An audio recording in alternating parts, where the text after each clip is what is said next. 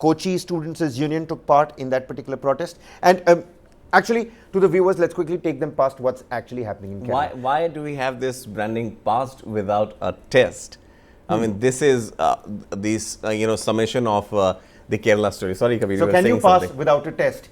Is essentially the question. Yes. That's the posture that we've taken, because after the imposter row, the SFI has landed in a soup over Kerala Secretary's exam results. Now, without appearing for some examination, the name of SFI State Secretary PM Arshaw was included in the list of students who passed third semester Masters of Archaeology course exam.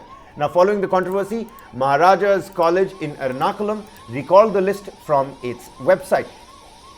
This is what is happening at the moment. Exactly what I was talking about. Water cannons, because these are students and not essential karyakartas, you don't see the white overalls and the white mund, but these are students. They know that, I mean, the water cannons are going to work for a while, the media is going to cover it, they're going to go have lunch, and after a nice, cold shower, catch a good sleep. Kabir, Vinod and I often crack this joke, and you also have been there. Vinod Menon, our newsroom editor, newsroom head, he hails from Kerala, but he has spent most of his time in different parts of the country outside Kerala. So Vinod would always say, hailing from Kerala, he would say this is a favorite pastime also of the youngsters, of the political parties.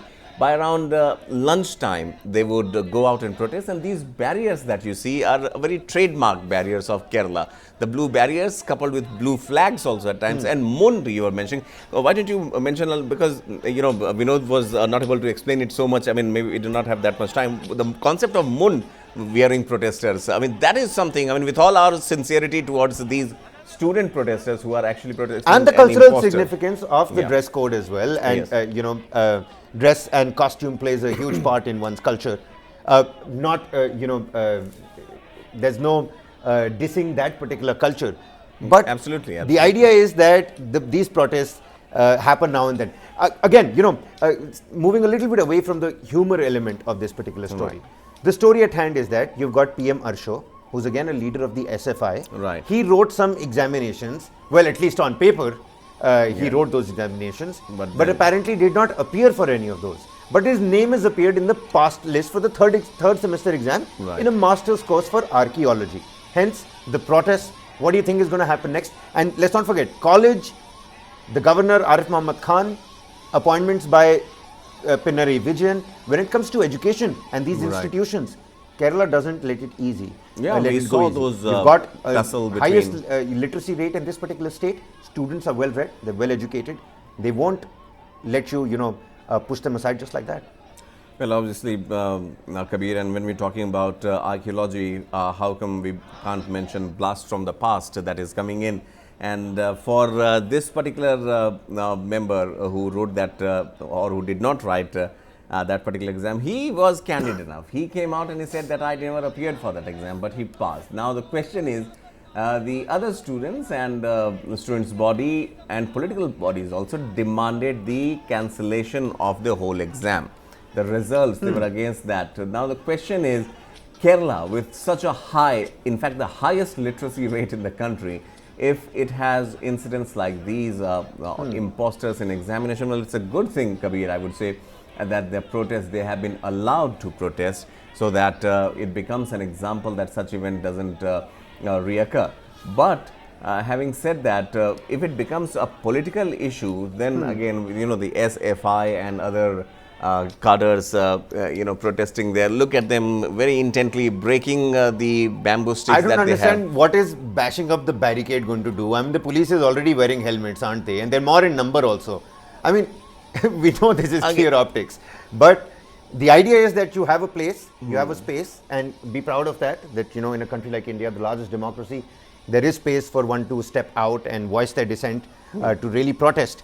But is this protest really leading to anything, is the question that I'm trying to ask here. Because the SFI leader, PM Arshaw, he has come out, quite frankly, candidly said that, I never wrote those papers.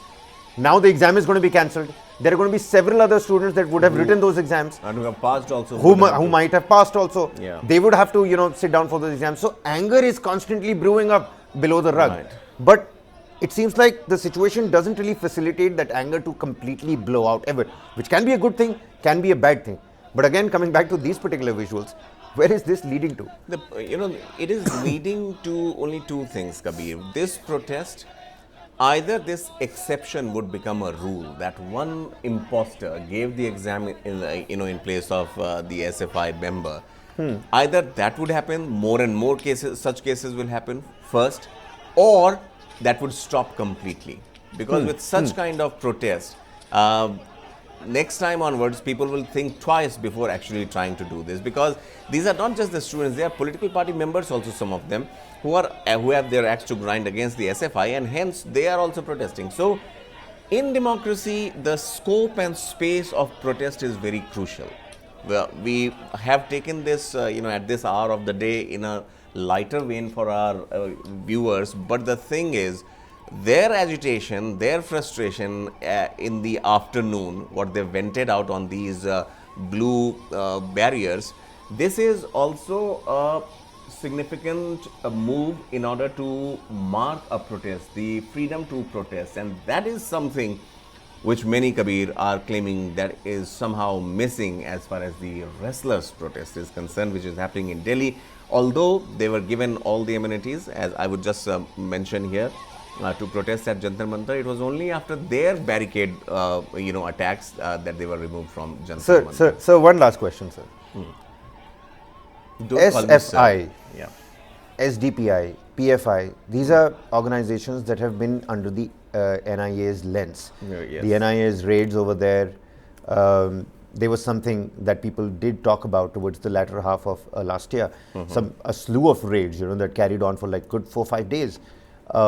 Various visuals, youngsters calling out chants against Hindu organizations. Again, giving it a proper Hindu-Muslim tone as well, which is why it is sensitive to know and understand who's protesting and who are they protesting against. So SFI leaders, who are these people who are protesting? You've got the Kochi Students' Union that's come out, SDPI, PFI, who's banned, who's not banned. Can you give the viewers a little bit of a roundup there if I'm not putting you at a spot? No, why?